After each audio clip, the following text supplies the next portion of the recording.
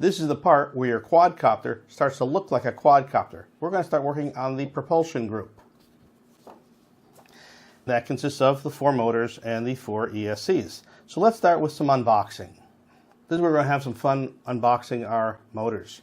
So let's just put down there and take the sleeve off.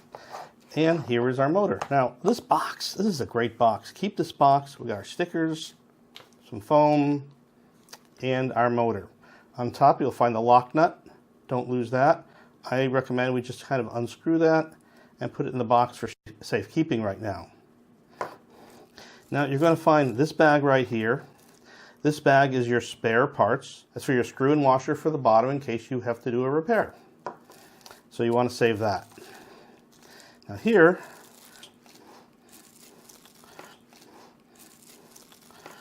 you're going to find 2 bags of mounting screws. One for 3mm arms and one for 4mm arms. We're going to be working with 4mm arms, so you can take this bag and just put it away for spare parts in the future.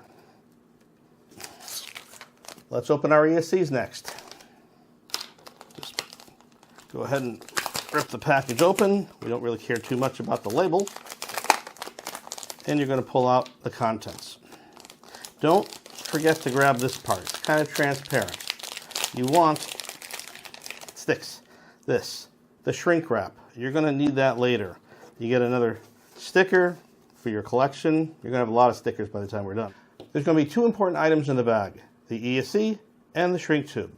Now the shrink tube is important because we have all these exposed electronics. When we're done later, we're going to be taking our shrink tube and sliding it like that. Why like that? Because we don't want to make this shrunk until we've tested everything.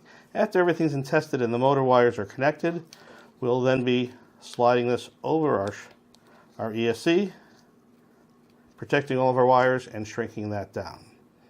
So save your shrink tube for later.